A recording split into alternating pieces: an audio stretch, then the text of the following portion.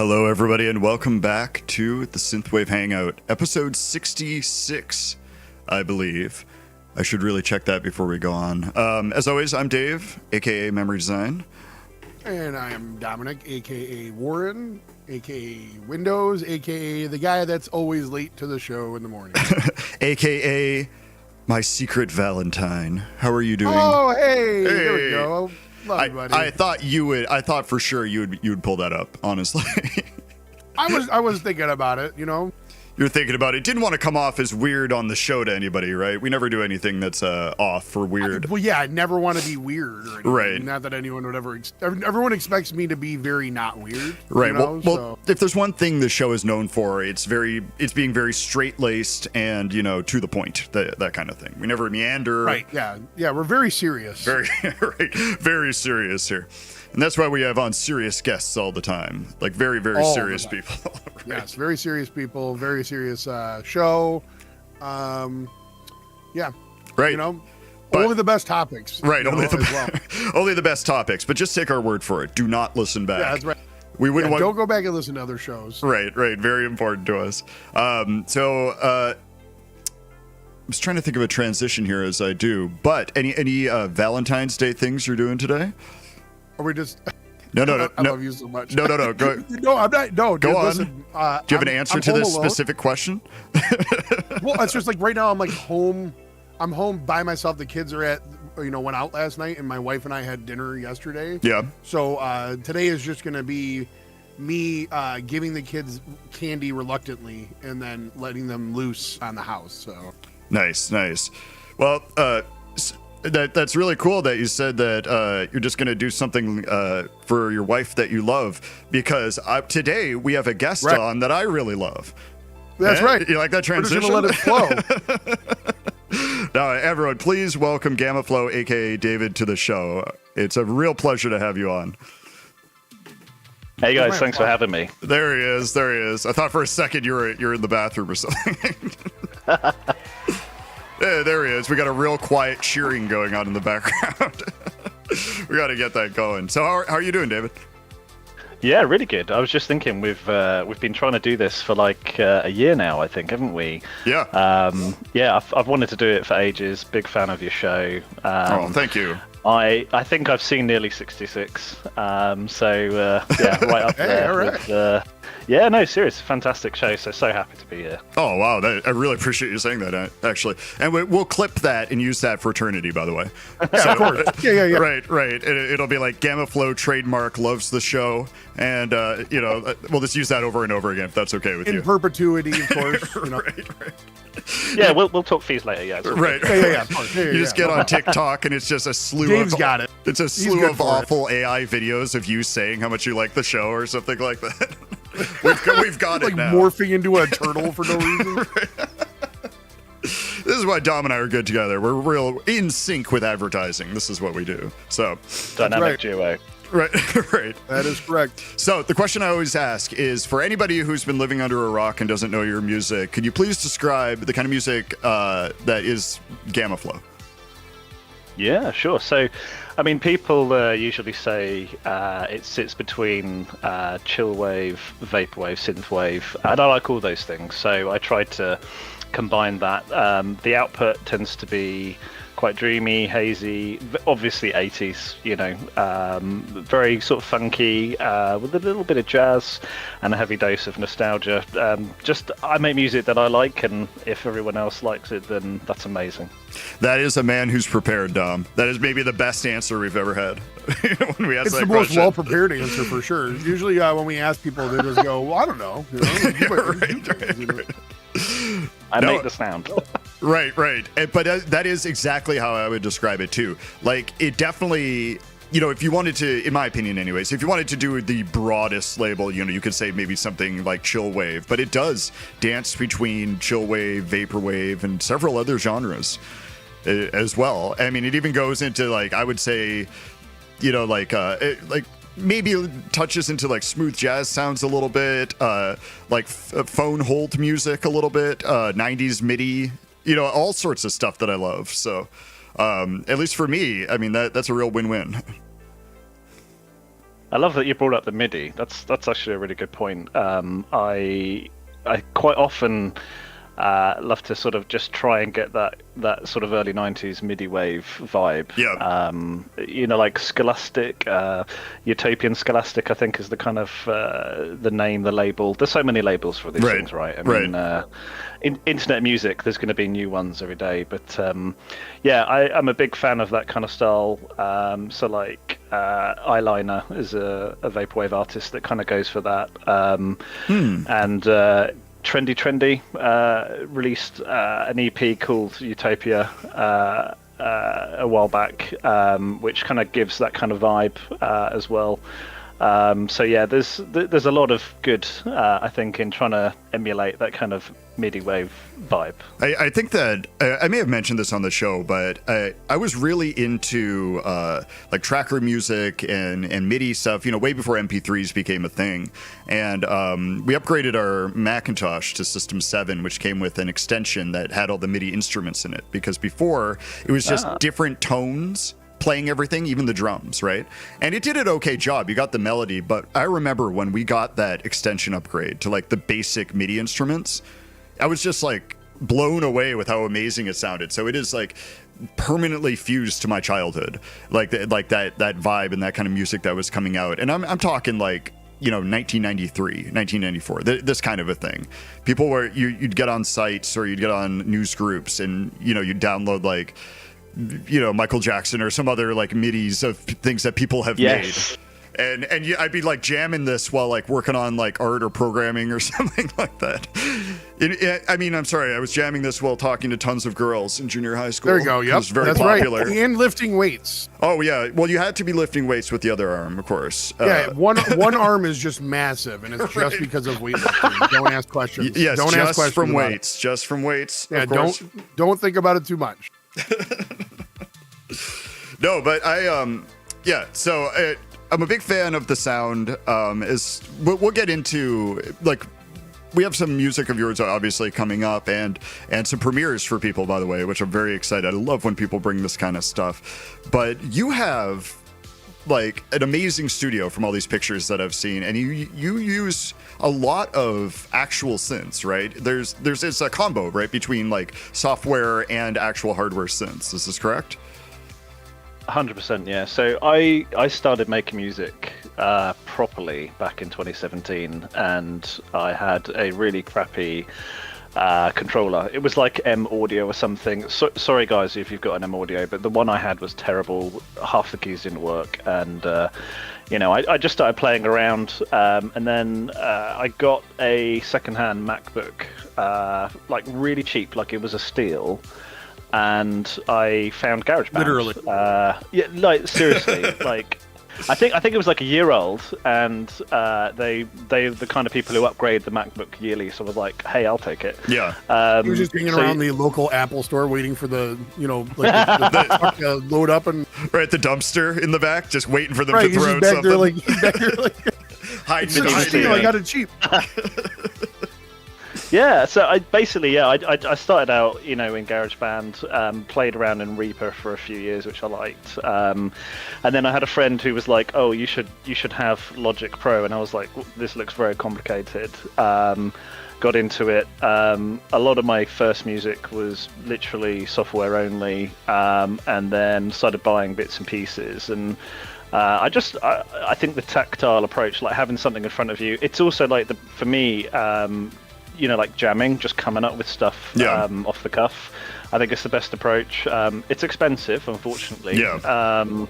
And I now have basically half a room full of Roland gear because I'm obsessed with Roland. And it's a joy. It really is. It's like, and these guys, Roland, they're terrible because they release all these boutique, like tiny copies of like the big. Right. So I buy everything because I'm a sucker.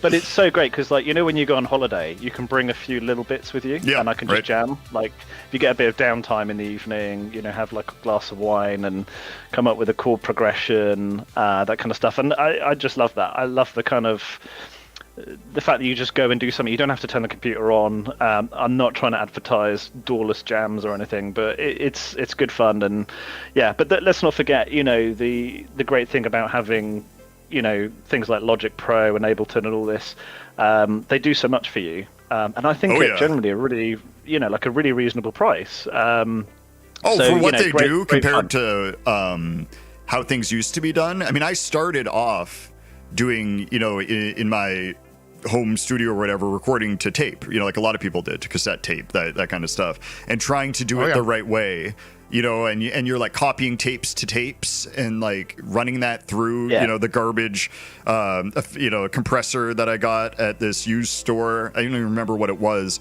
It was awful, you know. It was like, and at the time it was enjoyable, and I was like reading all these books on how to do it and everything, and cables and everything. And then I first discovered my first real DAW was Digital Performer, if you remember that one. And I was like, oh my god, this is all just in here. Like, I don't have to do anything. I literally can have one keyboard and nothing else, and everything is just in Digital Performer. I had a literally like a little tape cassette thing that I would just hit record on, and then I'd play my guitar. Yeah, and then that was it. That's all I had for the longest time. And then eventually it was like Fruity Loops and all that stuff. So, don't you guys think it's interesting that now people are trying to emulate that with like the tape loop kind of tape delay? So that's now. I always thought it sounded like shit, but apparently it's like amazing. So right. Yeah. The way we're moving with, I mean, I've said this joke many times, but the way we're moving with AI music and everybody like questioning what's AI or not, the recording with the mic hanging in the middle of the room is going to become the new standard to prove that you're a real performer. Be like, this sounds so bad, you know it's real. Right. What always gets me is like, you know, you see these like interviews with like producers who are like classic, like legendary people, and they're in the classic studio with the big room, all the dials, faders, everything, and you're like, try to do that now in that room. Try to make what you do now in that room. No one would be able to. Maybe 1 out of 30 people who's a producer.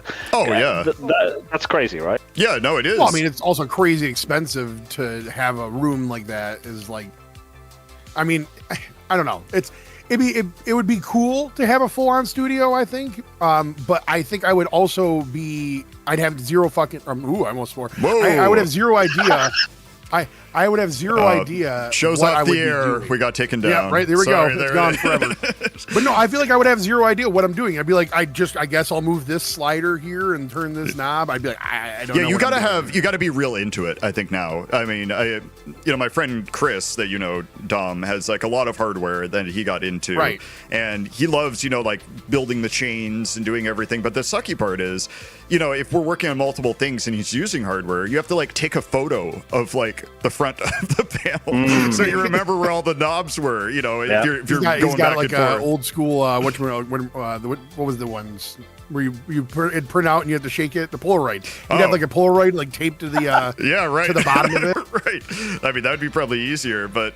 One thing that I always thought was funny about that old equipment stuff is like, now we're so worried about our equipment, right? And like, you have an expensive keyboard and you'll like have like a silk cover that you place over it so dust doesn't hit it. And you see these pictures in like the 90s and 80s, and there's just like 15 people all smoking around like $100,000 cigarette ash covering it or anything. That's just like the whole air is just smoke in all the, you know, equipment and everything constantly. That's how you know the equipment is going to sound really good, though, is that when it's covered in cigarette ash. Yeah, and they still work today, right? Exactly. You know, so don't make them like they used to, right? Right. No, for real. But I've always thought that's hilarious. You know, people are so like the pre-show we were talking about spilling a drink on your keyboard or something like that, and it's literally just like, you know, like. The you know, those pictures where like the ashtray is on the mixing board, you know, while they're working on it, that kind of a thing. So. Different times, I guess. So, like my life currently, you know, there's just cigarette ash all over all my equipment. It's fine. No right. Well, you say, you know, you buy a bunch of mixing boards and you use them for your furniture. I go for authenticity, you know? Melted knobs and faders, love it. That's right. That's right. There's like joints all over the place. Right. Yeah, you like to keep it classic. That's right. You got one slider where the right side's melted. Or something like that. I'm just going for authenticity, baby. That's all I'm going for. You've designed a new keyboard. Right. That's right, yes. Yeah. One that I can play with my face. Right. Actually, it's not bad, you know? Yeah, it's just got 2 large keys right? Yeah, it's got like saliva on it and everything like that from me rolling. Yeah, my head in there. the keys are like the size of textbooks, and you're like, this is a custom job I've done right here. So in a moment, we're coming up to our first, where we got to take our first break. But I said this a little bit before, but we have some GammaFlow premieres coming up from your new album, which I'm very appreciative of you letting us play. So thank you for that. And they're excellent. I know these were part of that preview thing you sent when you were doing the show, right?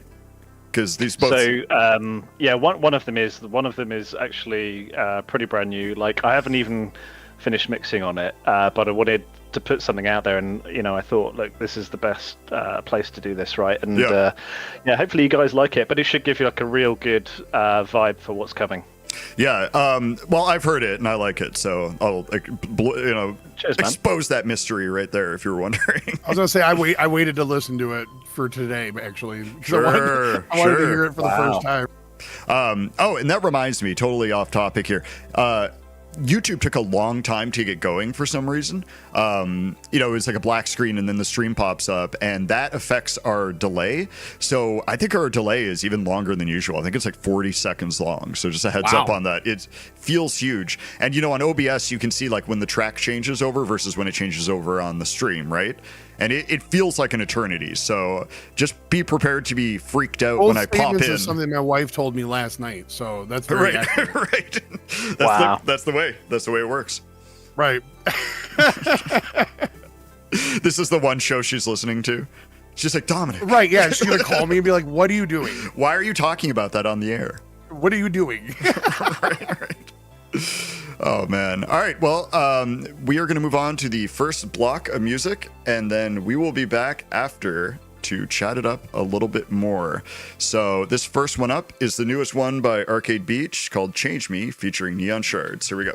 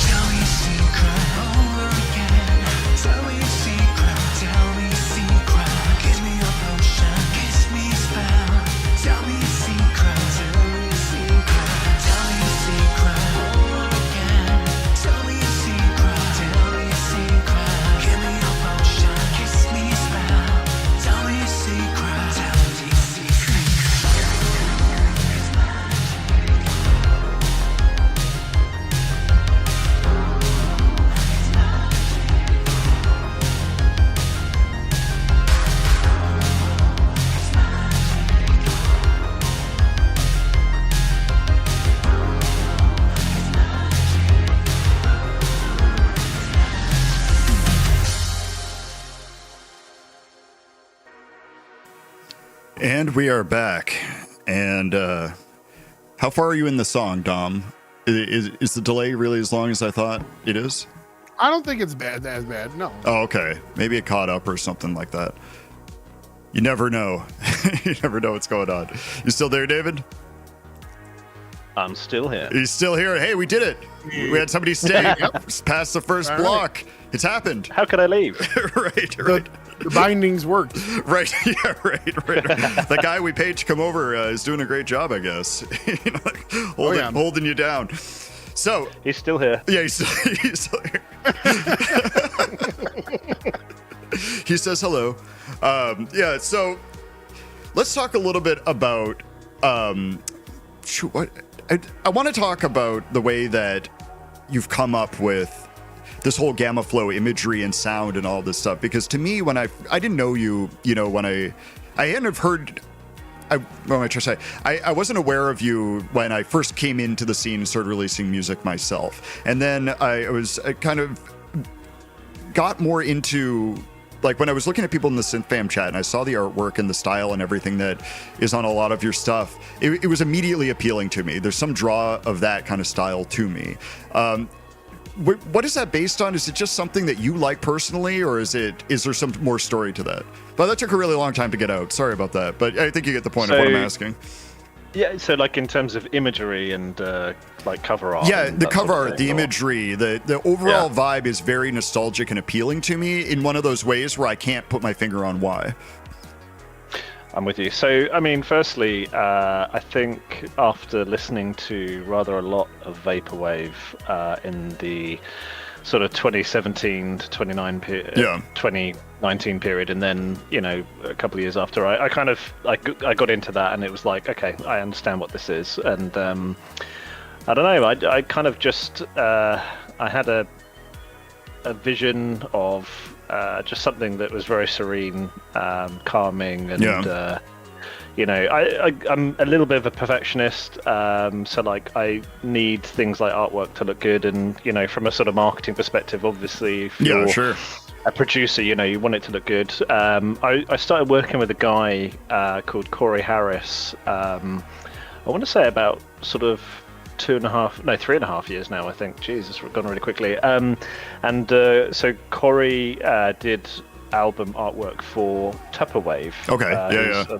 a major Vaporwave artist. Yeah, right. And, Tupperwave. Yeah, he's awesome dude. And like, so I really like that vibe, and I was like, oh, this is like pristine. Like there's a kind of, I don't know if perfection is the right word, but like he hand draws everything on his tablet, and like he did some work for me in 2022 for the Corporate Hospitality EP, and it was wonderful, because I had this really obscure like thing in my mind, and I was like, it needs to look like this, and I'm saying to him like, am I making any sense? And he's like, yeah.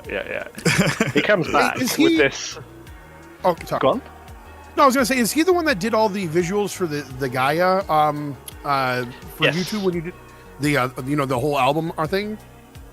That's it, man. Yeah, he's done literally pretty much all my artwork now for like the last 3.5 years. But yeah, it's a very interesting relationship. Like we just get each other. Like I don't know if muse is the right word, because I don't want to like sound condescending or anything, but because the guy's a genius, but like he always understands exactly what I'm looking for. I try to describe things the best way I can, and every single time he gives me like a draft of the artwork, I'm like, oh my god, and it like excites me. I look at it and I'm like, oh my god, like, isn't that the best when you click with somebody like that? And you can, I've done this with people with music before, where you're like, I kind of want it to sound like this, or maybe add like do or something like that, and they give you something back that's what you wanted but better, in a sense, and you're like, exactly. The art of surprise. No, really though, that is such a great feeling. Sorry to interrupt you though. Go on. No, just to say that, like, we've worked together now on a number of albums, and I can't see working with anyone else except him. And hopefully he'll continue working with me. He does a lot of concept design for like games and stuff. Oh wow. And yeah, you should check his profile out. I'll put it into the chat. I think he it's does like some pretty cool stuff. Put it into yeah. Put it into Discord because you can't post a link in YouTube, and I'll throw it in there. Oh, awesome! We'll do, yeah. But yeah, it's just one of those things where because he captures what I'm trying to say, it comes out perfect, and I feel that every time I put an album or a single out where he's done the artwork, it perfectly captures the mood of what I was trying to create. It does. Did he do the artwork for Twin Palms? He did. Right. Okay. I was going to say that style looks very similar, and I assumed as much, but I didn't want to then go on and on about how much I like that artwork and the single artworks and stuff. And you'd be like, actually, that's someone else. Were you paying attention at all? Like that kind of a thing. No, he's literally done 90% of the artwork. I think like where he hasn't, I use Adobe Elements, so I like pay like a premium subscription to basically use royalty-free stuff. Right. So like I think in fact. One of our songs, Dom, recently,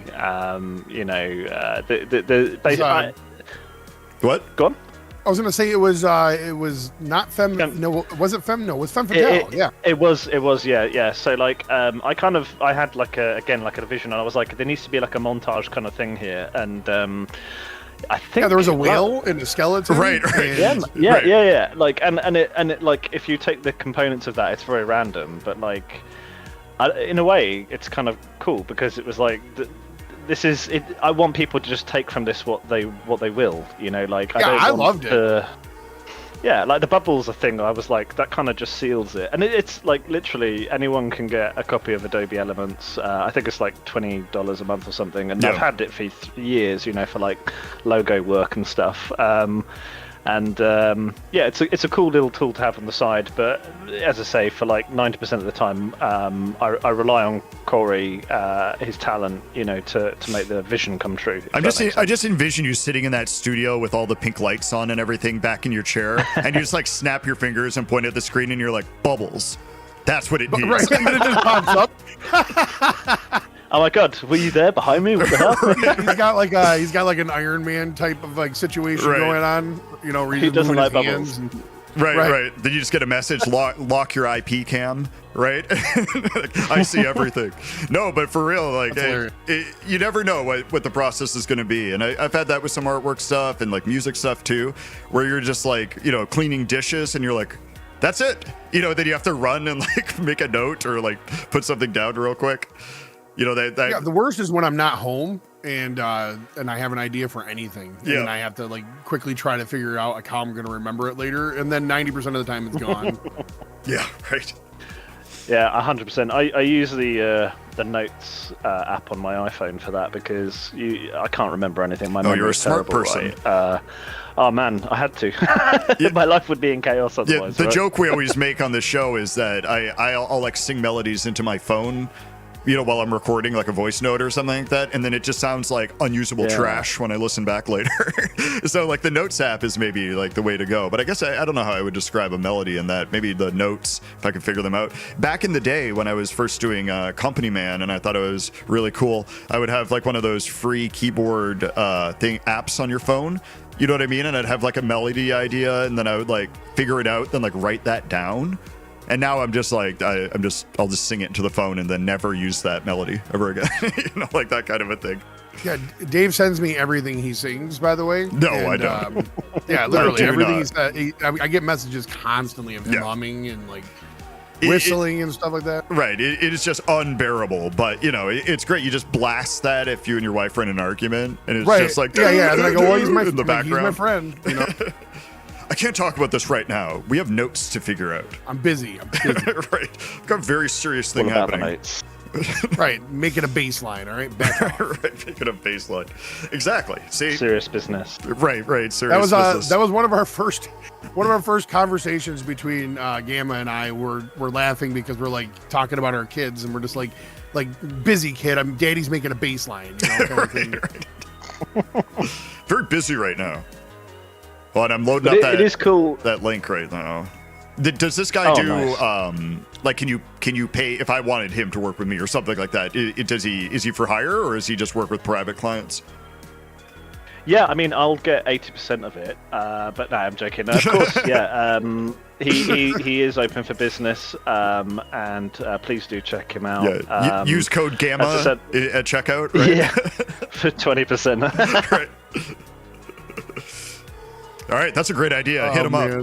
Use code GammaFlow for 10%. Yeah. No, I've been trying to do the art thing myself for a while now, and that's always like it's rough. It can be rough at times because you're trying to like come up with something clever or whatever, and like, you know, it's just as like when you're making music, I guess. You are killing it. You're just sitting around trying to make something, you know, super cool. And you are killing it. Like when I'm doing a super secret collab right now, and I hit up Dom and I was like, hey man, do you have like a treasure trove of like Blender pics? And he was like, yeah. And he just posts like 30 amazing, like early 90s, but like modern looking CGI creations. And he's like, yeah, whatever. And I show that to this person, and this person's like freaking out. He's like, wow, these are amazing. He's not freaking out. I'm sorry. I'm trying to be bombastic here, but he was like very impressed with them, and we picked one that we want to use for it. So like, I appreciate that, Dom. Thank you so much. He's like, who made that? It's very good for him. That's right, good. right. His assistants are really helping. That's great. Right. He's like, how much does he pay for his... My 9-year-old's going, that's not... that Daddy, put a circle there. Right. He's like, yeah, Midjourney's really popular, I hear, or something. And you're like, ooh. Oh man. Hey, your work is awesome. You're the Blender boss. Thanks, brother. I appreciate that. Yeah, really enjoy seeing that. Actually, it's lovely. Yeah, I mean, we did I did the one for our other single for Poolside. You did. Yeah. I thought that was awesome, man. Yeah, you know what? We gotta keep making, you know, more music. Obviously, that's what we just have to do. Oh no, 100%. You're right. This goes back to the old. You know what I'm talking about. I won't bring it up on the show. Oh yeah, A friend of ours. The biggest joke we've ever had. Like, we love messing with a friend of ours because, like, he hopped onto a show one time and was like, "Hey man, we should do a collab with like another pal of ours." Like with somebody that silent. Like you guys already work together and stuff. But yeah, it's like these two have never even talked. It's like, hey, we should work together. It was the funniest thing ever. Awkward. You're like, yeah, I'll hit you up later. Yeah, it was so funny. And like every once in a while, I'll hit our buddy up with like a message, like a video message or something, or typing it, and I'll be like, hey man, you want to collab? Right. Yeah, I'm sure he loves that, by the way. I'm sure he does. You don't ask, you don't get, though, right? I mean, like, I think we've all been there where you have like people you want to work with, and the way I looked at it was always.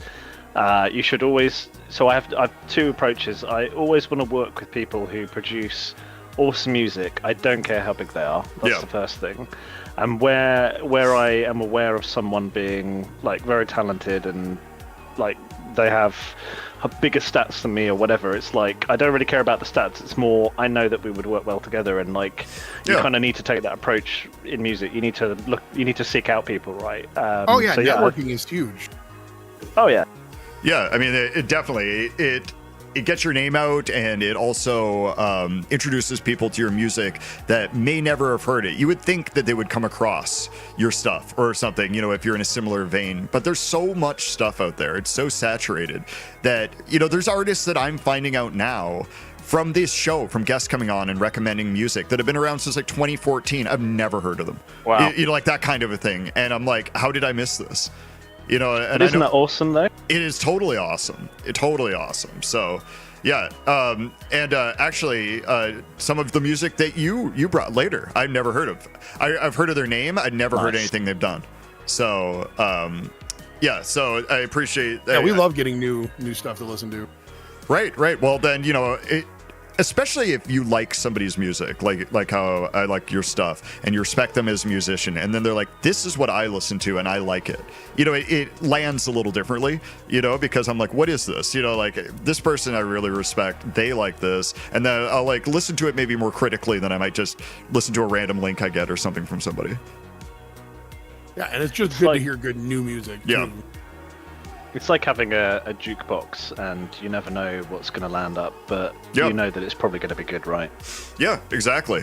One of my favorite things to do, I mean, you may know this from the different chats we're in and stuff. I love sharing music, and I love when people share music. And I'm not saying like their new release. You know, people will randomly drop in something and be like, listening to this now, or anyone heard of this band from like the 70s, or, you know, something like that. I love checking that stuff out, especially on YouTube, because then the algorithm goes nuts and starts recommending you stuff that like no one's ever heard of. You know what I mean? Right. Yeah, it's good fun, and I think we've all probably spent many a late hour at night coming up with these chains of amazing songs from like the 80s and sometimes even earlier, right? Yeah, like just make sure you got the time, because if you type in like obscure jazz fusion in YouTube, it's over. You know what I mean? Yeah. It's like scans of like cassette tapes that are hand drawn that has music on it that's way better than you could ever make yourself. You know, that was released in like 1981 in the UK or something like that. You're like, okay, well, this makes me feel bad, you know, I guess, but it's so good too at the same time. Yeah, I you know, it's funny is people will send me stuff and they'll be like, hey, you know, they'll talk about like something they know, and I almost never know. Yeah. Well, that's the best way to find out. Yeah, right. Like it's really nice. I usually try to share with people as much as I can. Like, you know, when I find stuff, I'm like, oh, here, check this out, and you know, what do you think about this, and da da da da da. And then you try to like. My problem is that when I listen to music, I have to make sure that I'm not like remaking it when I go to write. Sure. Because I will things will stick in my head sometimes. Yeah, of course. That's always a risk, especially if something has a really catchy lead or something. But you could also twist that into an inspiration. You know, I want my lead to sound like this, not this, that kind of a thing. Well, when you do that enough, it kind of turns into like a library in your mind, and you're like, well, that would work well here because it fits in nicely with the pads and whatever. So, absolutely, yeah, I don't think there's anything wrong with that, man. I think like hey, I mean, like we're all music producers, so like you have reference tracks, right, where you're like. The way this was mixed or mastered or whatever, you know, I need to kind of set that as like a standard. And yeah, I don't know about you guys, but like some of my favorite artists, like, you know, I'm just sat there like, how did they do that? And I think that's... Oh, yeah. It's annoying in a way, because I'm like, oh my God, like I have a lot of work to do here still, you know? And I think we're, you know, you know, been making music for 9 years. I still listen to music, and I'm like, how did you do that? And all the time.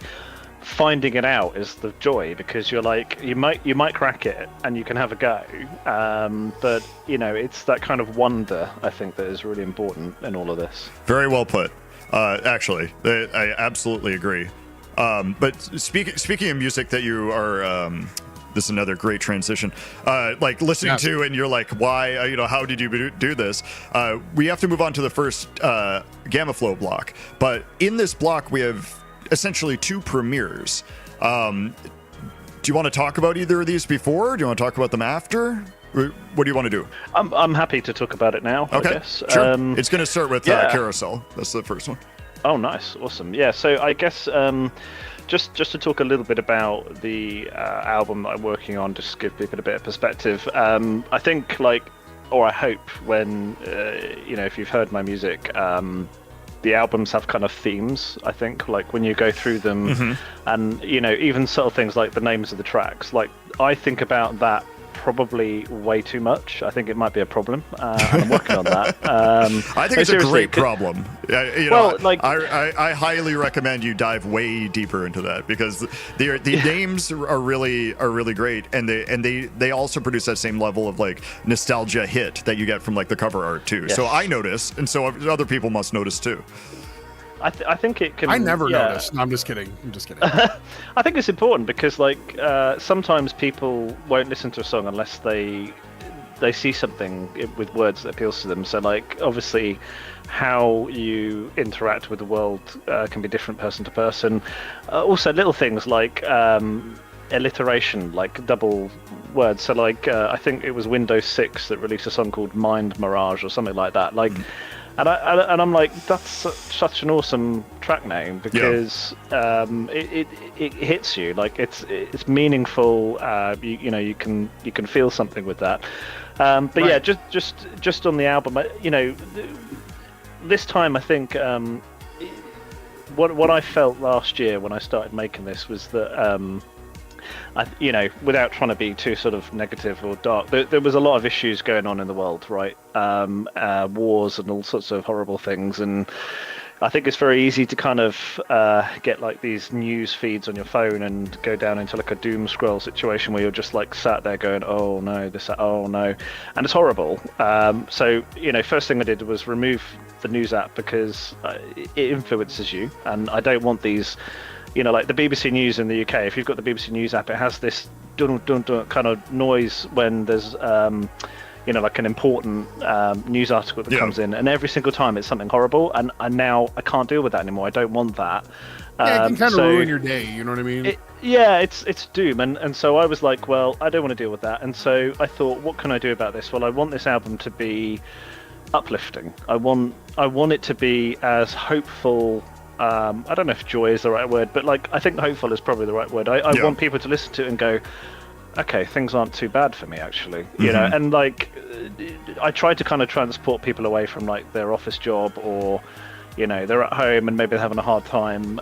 We all have hard times, right? And sometimes we just need to talk to people. Sometimes you just need to listen to the right kind of music, and to me, I like I'm not going to be cliche and say it's emotive and all the rest of it, because I'm sure that it's the same for everyone, but like for me it's just the aim was like try and make music that is so uplifting that you can't help but feel good at the end of it, and that's the whole purpose of the album, and nothing more than that. It's literally that. Ironically, I love that you said that, by the way. I just want to let you know that you're like, because I had a conversation yesterday with you, and I was just like, it's so funny when I hear other musicians just be like, they'll be like, well, music is like an emotion to me, and it's like, yeah, it's like that for everybody.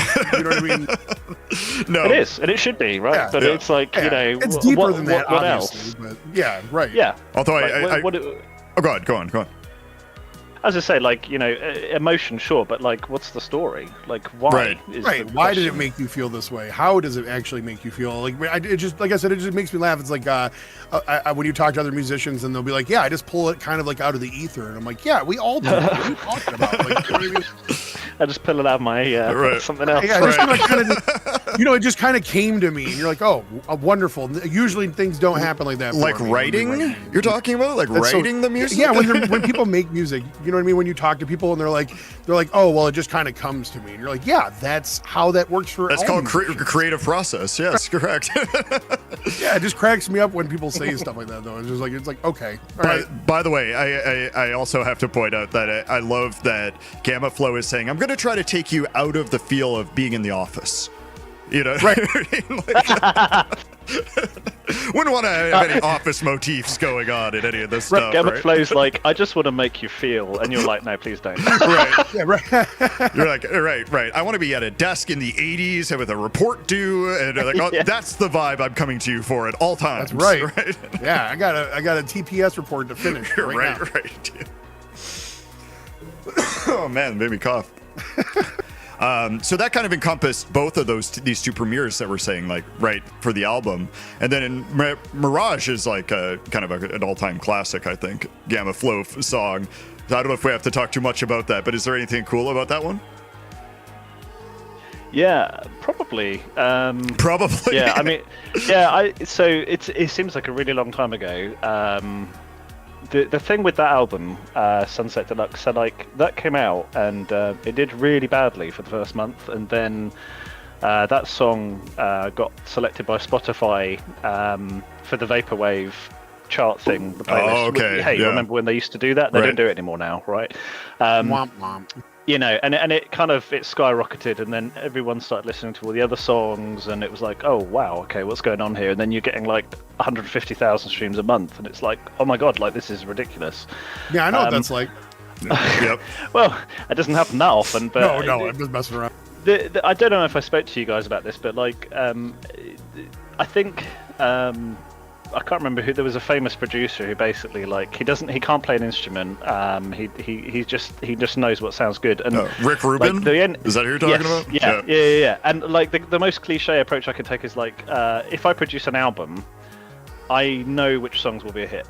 Like I just know. Sure. And when I made that, I was like, yes. This is it. Very good. And it's like I'm not blowing smoke out of my backside. It was more like, I've nailed this because of, and like on the Prism album, Lido, I think, did very well as well, and it was the same kind of thing, and you don't get that too often. Like, it's maybe 1 or 2 tracks on an album, and I don't know why that happens. I'm sure it's probably quite common with producers, but maybe it's just like the experience when you were making it. Like, I used to be up until 4 o'clock in the morning producing music. I can't do that anymore. I'm too old now for that. But you go through some kind of interesting phases when you're like editing tracks at like 2 to 3 to 4 a.m. in the morning, right? Yep. It's like sleep deprivation somehow like makes hallucinations. You like, yeah.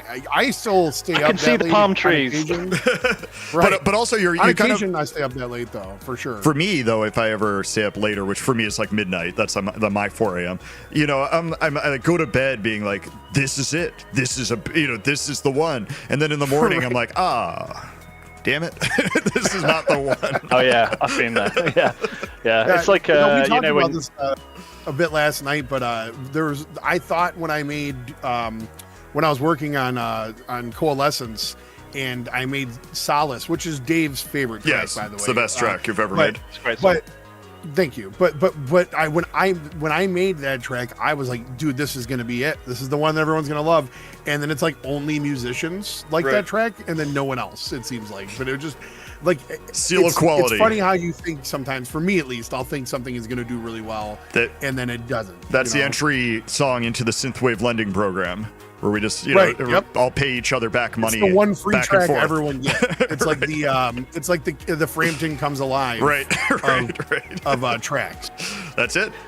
You've said it. Do you not also think that like luck has a little bit of part to play in this? Right. Sure. For sure. Unpredictable element of like these days it's like something goes viral right now. I don't really understand what that means. Like, I'm not into all this algorithm business. I'm good at Instagram ads because I've been doing it for years. But like there's that element of luck, right? Right now I'm saying that and I'm thinking I'm playing Skyrim and I'm maxing out my luck skill, right? But if you get selected for like a Spotify playlist, like it's awesome, and it is hard. And one thing I would say to producers, like, always release, like, set the date at least 2 weeks from when you upload it. Pitch on Spotify. I know we all love Spotify so much, right? We love it. Yeah, 100% right. But like, if you pitch, you got a chance. If you don't pitch, it's not going to happen. Yeah, so you got to use code GAMMA too for 10% off a Spotify pitch. And if it's a collaboration, you can both pitch, right? So go to Spotify, use the code name GAMMA, for a discount. Right, exactly. I'll give you 150,000 streams for free. Right. Well, that'd be nice. Right. It's got to be like GammaFlow, real organic streams following, Spotify's TOS. TM. right. TM. Right. Your logo just gets smaller and smaller, and the TM just keeps getting bigger and bigger. That's what you got to do. That's right. That's how it goes. Every album, right? Hey, but we got to move on. We're way over time, though, unfortunately. Oh yeah, we are. So let's start out with Carousel, and then we will come back after this and talk a little bit more. Here we go. World premiere, starting right now.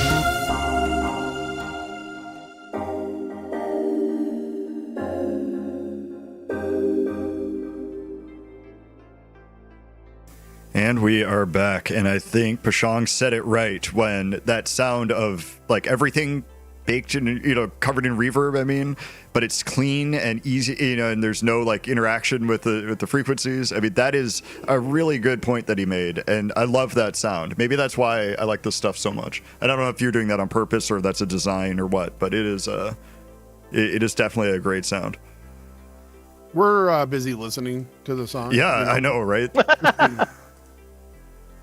Yeah, I would say in the beginning it was kind of let's see what happens. Yeah.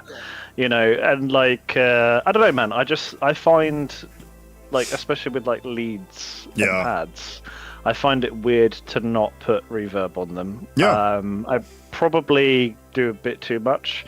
And anyone who is ever involved in mastering my albums gets very concerned about it because they have to detangle it. But yeah, I love that kind of drenched vibe, right? Me too. I love it. I love that sound. I try to do that a lot myself. Back in the day, I wasn't even using like a bus or anything. It was just like reverb on every track, like that kind of stuff, which gets muddy pretty quickly. But no, then you have to say it's a choice, right? It's part of the aesthetic. Yes. I'm a very big fan of barber pole phasers. Oh, yes. And like slapback delays. Like, I'm a huge fan of it's called Whirl V2. And then the other one is called Echo Mode. And those are like my two favorite plugins. Sick. And that's part of the Windows secret formula that you keep giving away, right? It really is. Echo Mode is on the master chain of every of the whole track for all of Duality. By the way, it's it's that slapback smear, whatever you want to call it, sound. That's all just me throwing something that's probably not supposed to be on your master chain on the master chain. Yeah, sometimes you got to take risks like that, though. I mean, the sound, the sound you produced with it is way better than I think if you came to me and you're like, I'm just going to put this on the master chain. I'd be like, don't do that. Because I'm almost certain anybody who knew I was doing that, or the handful of people who knew I was doing that were like, why? And I'm like, just because. Right. You're just like, trust the process. Good. Right. Sorry, we're all talking to each other. Hey, David, what reverb do you use? If you're willing to let us know. Yeah, sure. I used to. So Logic Pro's Chromaverb, I think it's called, which is like it's so simple. I just put the distance to like 60% or whatever it is, and the reverb delay time, like for sax, is like 9 seconds or something. For synths, it's like 7-ish. There's a long delay on most of my stuff, but that's awesome. And the Valhalla suite, I can't remember what it is. I think I got the free one where it's got like all the spacey stuff. But it's like it's really good for like bouncy synth stuff. So like in fact, Mirage has a lot of Valhalla on it, and it's perfect, man. Like and the amount of options there as well is massive options. Yeah, Valhalla Room I use a lot. I really like that one for snare drums. I'm a big fan of the reverb called RAUM, R-A-U-M. Have you ever heard of that? RAUM, dude. R-A-U-M, dude. I love RAUM, dude. I was gonna say that and Serum's built-in, reverb as well. The problem with that, I use Pro Tools, and the problem with that is the stuff it comes packed with, at least the version I'm using, it's just very, in my opinion, like not good. You know what I mean? It's a lot of stuff by Air, that company Air, and a lot of it sounds real dumpy, and like the synthesizer that comes with it, though, is amazing in terms of like a good generic synthesizer that has every single sound you could ever want, like everything from like congas to like, the Juno ripoff sound to real piano to violin, like one of those type of deals. So I'll use that for like little things here and there if I can't find a sound I'm looking for, but everything else just totally sucks. The compressors, everything it comes with, it's complicated and small to use. So it seems every other DAW is doing it better. Yeah, Logic Pro I've heard a lot of good stuff about. Everyone I know who uses Logic loves Logic. In fact, I've used Logic because my nephew and I used to write music together, and he used Logic, and it's really cool. But like, it's the thing about opening up a new DAW after this many years of using, FL Studio. Like, it's very daunting to do that. For sure. Yeah, it seems like when you Plus have having to buy a MacBook. when you have kids, which I think which we can all agree with, maybe is like the things become more daunting. At least it did for me. So like pre-children, I would be like, yeah, I'll just learn it. I'll use my evenings or something. Now Sure. it's like I have 30 minutes free. What can I? I'm not using it to learn Logic Pro. Right. Yeah. And it's got to be a hit in those 30 minutes, right? Right, exactly. Right, you got to be multitasking during that time, but at least you don't have to be doing 3 things at once. That's the break. The worst is when you're like in the middle of like an epiphany or something, and then like my kids will just come out of nowhere and be like, "Dad, I need something," and like all of them need me to like walk away, and I'm like, I can't. Right, they all come in playing 3 different songs on 3 different iPads, and you're like, no. That's happened before. I'm like, please don't. And I'm like, put on headphones. Right, it's all Baby Shark, and you're like, that's it? I can't do anything. It's like, I don't know where this song came from. Everyone's like, Right, you look at the keyboard, it's all upside down. You're like, everything's different. I don't know what's happening. Oh, man.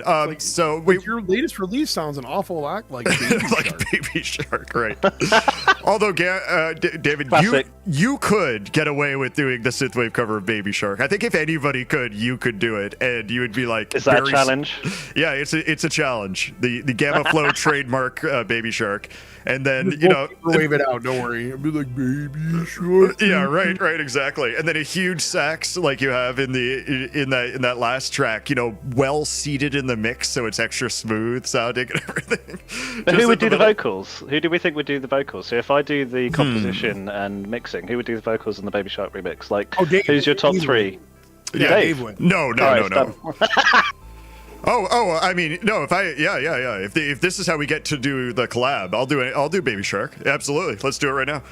Right. Maybe Dave. Baby Dave. Right. No, Craig says Gamma Shark. Gamma Shark. There it is. All right, we've Wow. once again created a brand new brand on this show for the guest. So Yeah. Well, it's a Sega emulator cheat system. Like Game Shark, but it's Gamma Shark. Oh, And Gamma you Shark. put it in- That's another Yep, thing. you put it into your favorite. Yeah, I think we're on our ways, fellas, to have an office with all glass walls no one wants, but looks really cool. Coming up with all these great ideas, you know what I mean? with like foam everywhere. Right. All we have is the Gamma Shark Baby Shark cover and a cup holder for your workstation. But we're starting small and we're gonna get big. Nobody knows what I'm talking about with that last one. right. You have to envision success to reach it. Okay. You have to make it happen. So hey, but I got to move on because we were way over time already. So you brought 3 amazing songs. You wanted to bring songs that that you would. Correct me if I'm wrong, that are like influential to you or a sound that inspires you in a way to make music. Is that correct? Or would that be a great way of saying it? Yeah, I think and also, it's an opportunity to share songs I like with people where it gives people a bit of perspective as to how do I get to where I am? Right. And they're all different songs, right? They're all completely different. Right. So hopefully people like them. Right. Do you want to talk about any of them before, or do you want to talk about them after? I could talk about them after, I think. Yep. Yeah, Sounds good. All right. So here we go. This is the block that David brought, and I'm gonna say this wrong. We're gonna start out with Flavio. He's the worst at segueing into music. Flavio by the way. Labar. Right? Is that how you say it? Was that? Yep. Great. See, perfect. I did it perfectly. All right. Here we go with Luminous VCO. The piece of electronic jazz we are now hearing, which I wrote about a year ago, represents one kind of electronic music, but the range of possibilities is enormous, extending from popular rock and roll settings to the most abstract kind of concert hall music.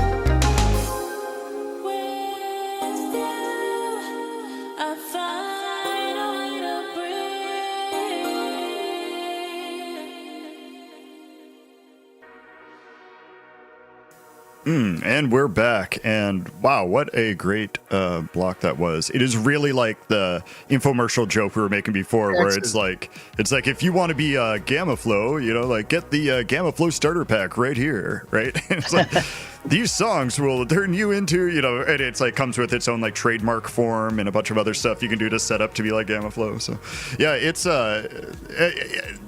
very much influences. I mean, I can see the influences in here is what I'm trying to say. Like with the bass and the way that the melodies are done and like the bells and all sorts of stuff like that. I see the connection very clearly. Yeah, and they're all great artists as well. Like the back catalogs are fantastic. Yeah, I didn't know Drama Boy was the one I didn't know. How do these? I've never listened to Flavio, but I know that name. I mean, I know that artwork. A Duet, I know. I'm a big fan of Duet, but Drama Boy, no, I never heard of. So that's something for me to check out now. So that's what I was alluding to before when I was saying people bring stuff, you know, and you've brought some stuff. Drama Boy was the one I'd not even seen the cover. No, never heard the name. Yeah, so Drama Boy is a French guy. He brought an album out in 2024, just called Drama Boy, and this would have been around the time I was making Gaia, Gaia was already out, but yeah, basically I listened to the whole album, and like, don't you just love it when you listen to an album and you're like, there's not one stinker on this album. Oh, that's the best. It's all legit, all like, killer, no filler, right? Oh yeah, 100%, man. And I reached out to the guy and I started chatting with him. I'd love to have a collaboration with him. He knows I would. Yeah. It's just a matter of timing and stuff. But yeah, no. Do what I do, just guilt trip him. Awesome. You'll be fine. Right. the Woren approach, is it? Right. Yeah, you just gotta make him feel guilty for not doing it. Be like, I mean, it's fine if you don't want to or whatever. Right. No, it's fine. It's only my last wish, and then you don't reply for like 2 weeks or something like that. Just tell everybody you're dying. Right. You know what I mean? That's usually how it goes. Right. Then you get it's like a bunch of ex-girlfriends meeting, a bunch of Gamma collabs. Right. Wait, he told me he was dying. Wait a minute. You told me. Right. He said that he was dying last year. Right. Every year. Yeah, and just to add, so Flavio, I found that song on SoundCloud. So I don't know how people feel about SoundCloud. I use it to put songs on. Yeah. So for example, like the album I'm working on at the moment, I have probably 10 songs on there. Like 8 of them I think are good, right? The other 2 need work, right? And it's kind of like a sandbox, right? And sure. People who I work with, I will share the link with and say, right, here, to give you an idea of the vibe, listen to this sort of thing. And so that's my main reason for having like SoundCloud Pro or whatever you call it, right? And then every so often I'll listen to one of my songs just to kind of like, does it sound right on the SoundCloud? Because SoundCloud doesn't compress anything, so it's maximum volume and everything. And then it goes into like an auto playlist, and this guy's music came up, and I was like, oh my god, like this is a win, you know? This sounds so I don't like know if people have that kind of right. Yeah. 100%, yeah. So that's the story about that song. And then Duet, I mean, as I said, like I met him a few years ago at a gig.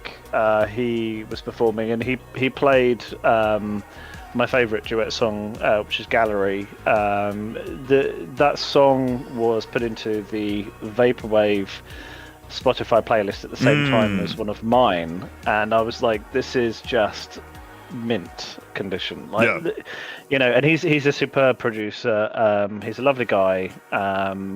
Said, like, had a chat with him, and like I said to him, I was like, this is my favorite song of yours, here's why. And he basically said, oh, I love making that kind of music more than anything else, because he does a load of stuff. He does house music, he does all sorts of stuff. Okay. Ben Macklin is his name, if you want to Google him and check out his other stuff. He basically has a record label. But lovely guy, and I talk to him every now and again, and we have very good conversations. A dude, and he often he works with Yate, the vocalist, who is also a producer and synth player in his own right, who's also very talented. And when those two get together, it's like magic. It's like yacht music or whatever they call it. Is it yacht rock? Yacht rock, that's it. Yeah, the Minute is one of my favorite albums. I listen to that all the time. Sick. That is such a great album. Beautiful. man, like, there's nothing better than sitting out in your back garden in hot weather, glass of wine or beer or whatever your thing is, and just sitting back and just listen to that. It's amazing. Yeah, I listen to it at work often. Well, and so people you probably think I'm like nuts or something because they're like, "What is this?" Because Right. it's work, so my speakers are always at like 20% volume. But you walk in my office and it's like, like guys singing. I'm like, "Hey, what's going on?" I'm just doing these reports here, like listening to Duet and Yate. So. Nobody gets it if you don't get it. You know what I'm saying? You can't explain that to somebody. They're like, what is this? I love a bit of Yate in the morning. Right.